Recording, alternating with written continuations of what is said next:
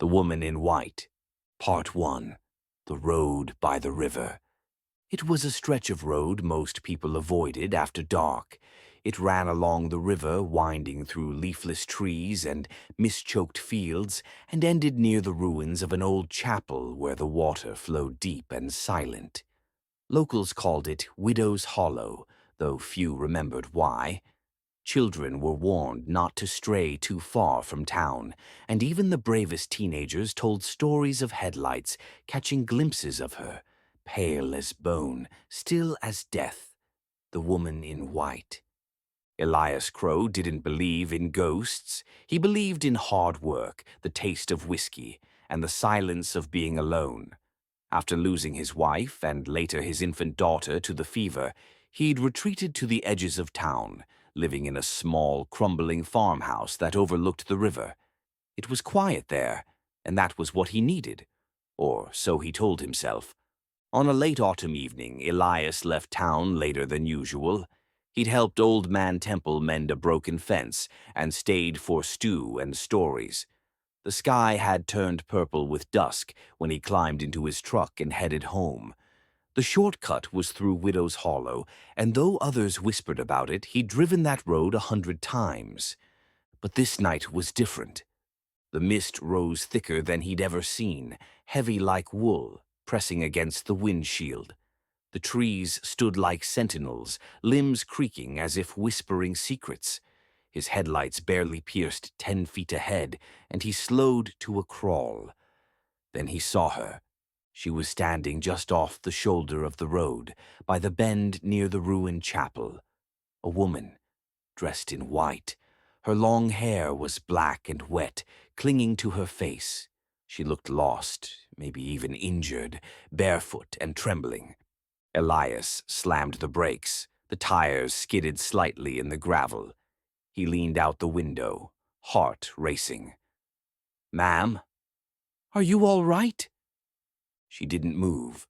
The wind carried a low, hollow moan, like the sound of someone sobbing deep beneath the earth. Elias felt a chill spread across his shoulders, and for the first time in a long time he was afraid.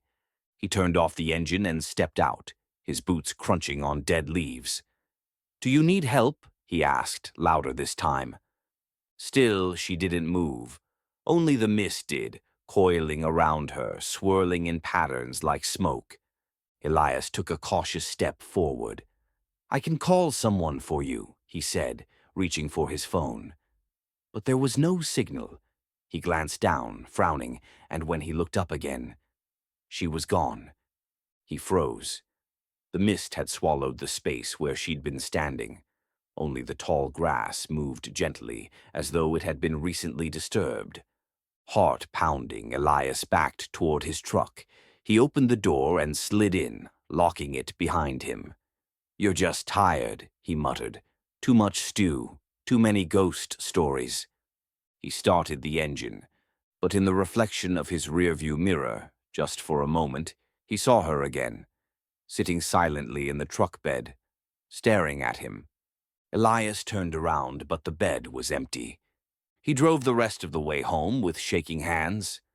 The next morning, Elias walked back to the bend in the road, hoping to make some rational sense of it. Maybe she'd been a drifter or a trick of the fog. He checked the ground, expecting to find footprints or torn fabric, but there was nothing. At the chapel ruins, he stopped. Vines choked the ancient stones, and a rusted iron gate leaned off its hinges. Behind it, moss-covered tombstones stood at angles like broken teeth. One grave near the river's edge had been recently disturbed, dirt loose and crumbling. And then he saw it, a single white flower, fresh and glistening with dew, placed carefully on the headstone. Elias approached and brushed away the dirt from the worn stone. The name was faded, but the inscription remained. "Here lies Clara May Holloway, taken by the river, 1887, and her children, carried by the current, never found." He swallowed hard, stepping back as the wind picked up and the mist rolled in again. That night, he dreamed of her. In the dream, she stood by the river, holding a bundle to her chest. She wept, not loud, not dramatic, just quiet, endless sorrow. Her eyes locked with his, and she whispered something he couldn't hear. Then she walked into the water. He woke up drenched in sweat, the sound of sobbing echoing in the corners of his room.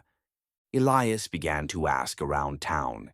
He visited the local library, pored through dusty records, and finally cornered Temple at the hardware store.